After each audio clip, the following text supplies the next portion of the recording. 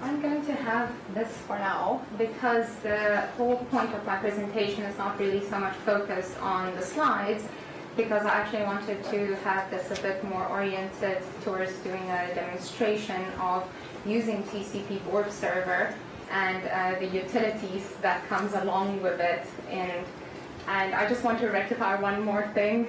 So I got like an applause for work on TCP Borph server, but the actual developer is not here today. I'm here today in order to tell you guys about like how fascinating this software is that was originally written for the Roach platform. So TCP Borph server is, so just a quick outline. I'll take you guys back to the Casper ecosystem. I'll chat to you guys about what is CatCP and what is TCP Borph server. And then during the demonstration, we'll look at the contents of a FBG file. We'll look at programming the Repetaya using the KCP FBG utility. And we will also look at how to read and write registers from the FPGA. So Wes showed this slide, and just to show you what I will be talking about is TCP Borph server and the CatCP protocol. And at the bottom you can see the notes. So next up, the CatCP protocol is the CUDA array processing protocol. At the application layer, it's CatCP. It's a text-based protocol. And if you can write a language that wraps that text into whatever your preferred language is, and Casper FPGA, for example, wraps it into Python code, and that's what Tyrone will be talking about, is Casper FPGA. But you can also use, for example, Lavia. I knew there's wrappers that exist for CatCP for that. And it goes over 40 gigabit Ethernet links. The CatCP protocol has three basic, so you can send a request. A request will give you a reply, but like it can also give you a bunch of informs. So TCP Borph server, this is a zoomed in version of this slide, which is a slide that Wes made. It listens to CatCP connections on the port 7147.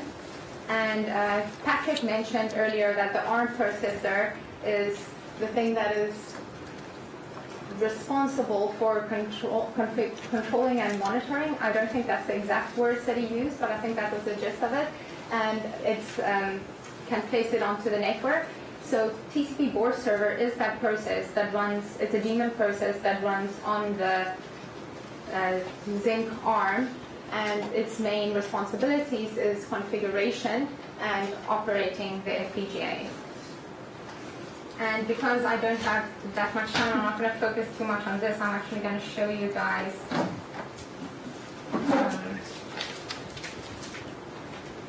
do a little bit of a demonstration.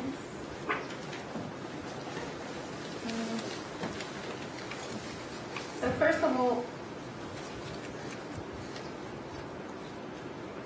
I think it's over here. So there's that control R that I talked about yesterday. So I think this is so you can, I'm SSHing into this, the IP address of this Repetaya is, its host name is RP6755-local. So the password is very secure. So right now then I'm just going to do a PS fax, and I'm going to pipe that into grep, and I'm going to be looking for TCP Borph server.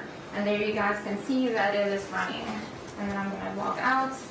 So now I'm no longer on the Repetaya, I'm back on my local machine. I will switch to Windows that I already created. Over here I've got a telnet session, but I'll put out of that and just show you how to open up a telnet connection to the Repetaya boards.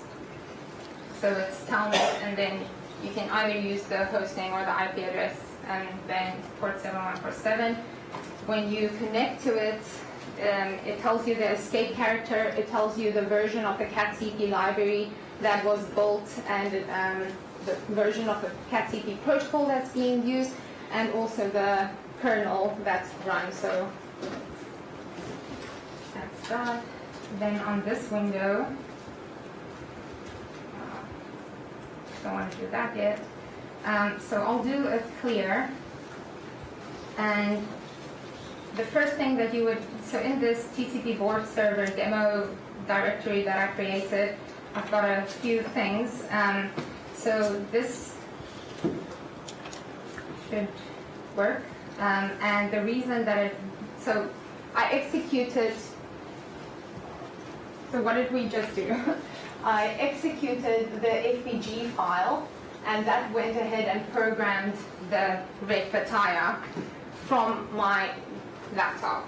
So if we open up the FPG file, then you'll see that the first line is the KCP FPG utility, and if we exit and I do ls-l on bin KCP, then you'll see that that utility exists in my local bin directory. Then the second one is upload bin, so that's actually the command that does the uploading part of the bit file, and it programs it, but that's not the command that does it. The KCP utility does that internally on port 7146, and the way the KCP FPG utility knows where to get it is because when you scroll the way down, there will be a quit command. So there, that last one. So it like basically chucks away all that metadata, and then here at the bottom is the binary data. And if you look at the APG files further, here's the registers.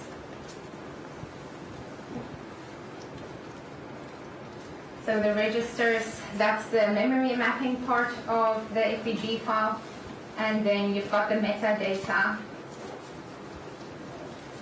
So now that we've programmed the red pataya from my local, and just to iterate this, it's TCP Borph server that places the FPGA on the network for me to access on my local computer. So there's another utility called KCP CND.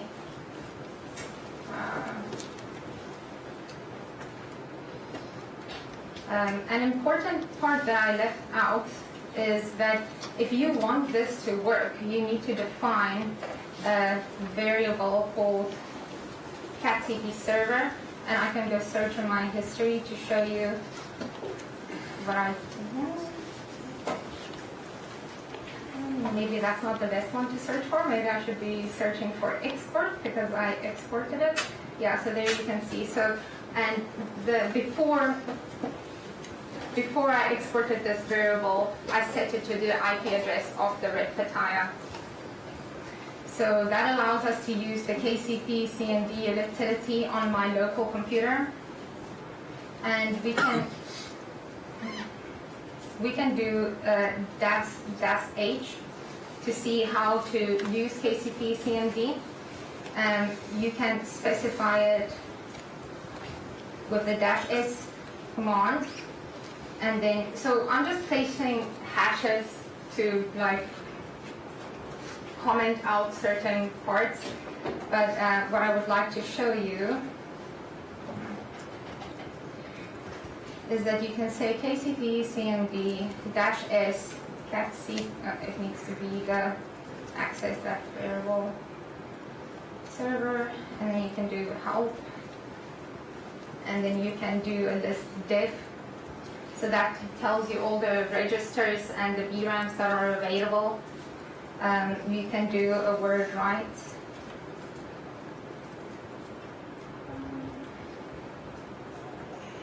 Yeah, so word write. So sys scratchpad is a register that's on the red pataya.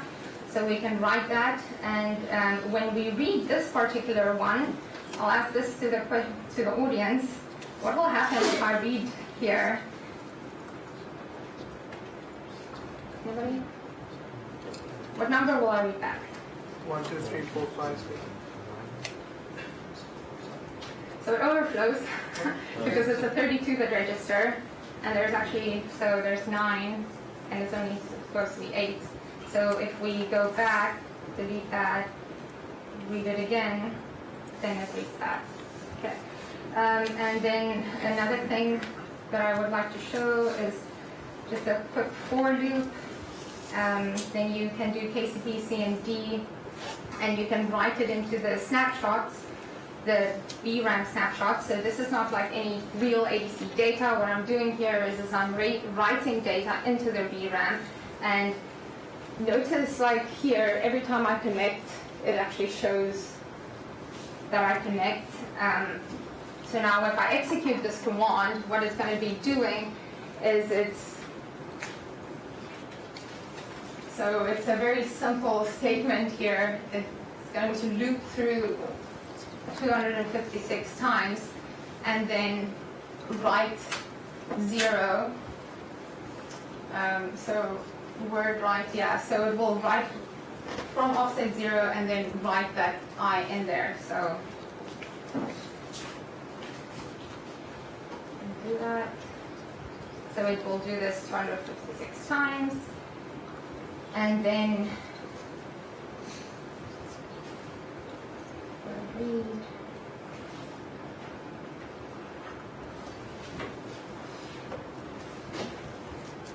Okay, so here I'm going to read 0 from offset 0 to 256 things, and then you can grep forward read, and you can cut out the fields that you want, and you can output that to any file. I've got so many VRAM output files at this moment in this directory, which I'll hold that for the moment. And then if you look at what VRAM output 5 looks like, and you jump to the end of the file, you'll see that that is what we just did.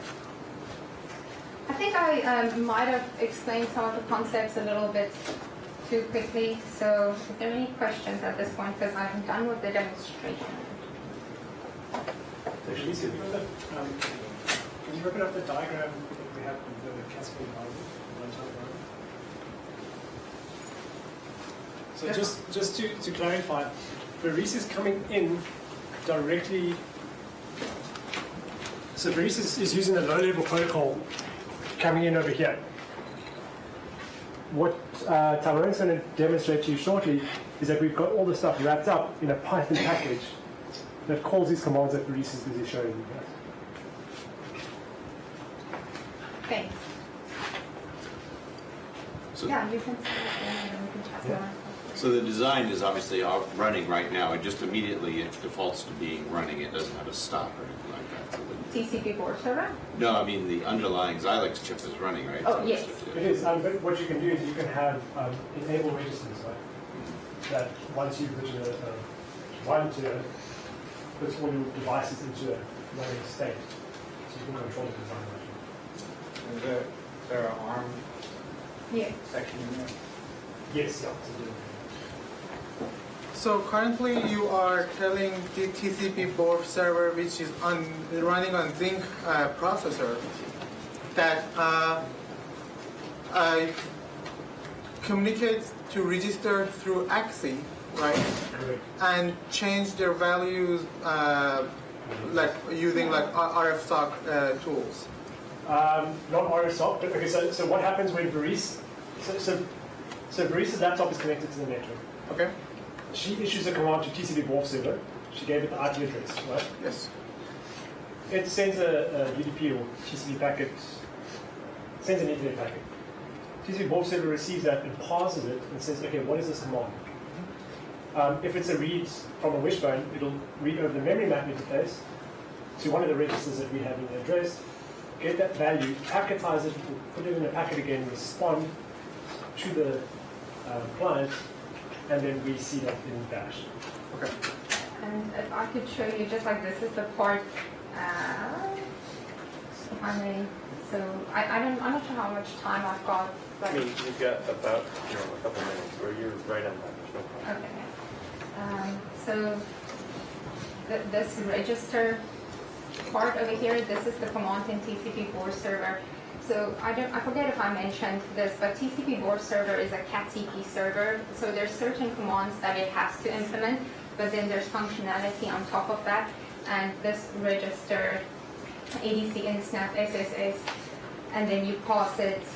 I believe this is like the place where the address starts, and then this is the length of the memory.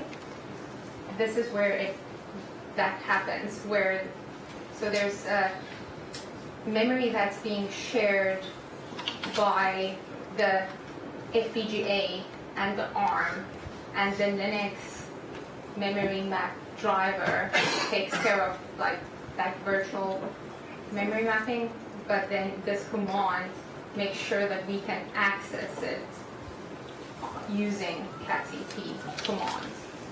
Does that answer? Yes. Any more questions? And I'm here the whole week, and Wiz and everybody, so if you can't think of a question now, then we can, yes? So there is it's running now also the program that he programmed before, the Casper design. So I see it. yes. They are both at the same time because they are in separate things. With the server, you can really register from the ADC that you are running So I now. programmed the design here. I reprogrammed the design for my local laptop because I've got that KCP FPG utility installed. But what I'm seeing then in the oscilloscope. So the first, I'm very sorry. That must have been really confusing. Yeah. My demonstration had nothing to do with this. Yeah, I'm sorry. Yeah, I actually only used the firmware that is running on the FPGA. I wasn't using the ADCs per se, even though I was using the same firmware that Wiz loaded. I loaded it via my laptop to I reprogrammed it basically, but I wasn't making use of this functionality. I should have pointed that out earlier. Actually, it looks the same. Yeah, it's still running. yeah, but I saw it running, so it's running or it's just It's because it's the same. It's because it's the same Use file. the same bit stream as I used. Okay. Yeah. Okay, perfect. You could program again, and the oscilloscope might flicker or something. Yeah. Sure. Yeah. Let's do that. And sorry, Yeah. I repeat that question. And you can read some memory space where the data from the ADC is. Yes. So Okay. so that's when I ran that script and plotted those graphs. I had read some of that data out and it was captured from ADC. Okay. Done. Thanks. And you didn't use the same method of programming the FPGA. You used another way. It used the same method. Okay. This is just a low level of what's implemented in the Casper FPGA.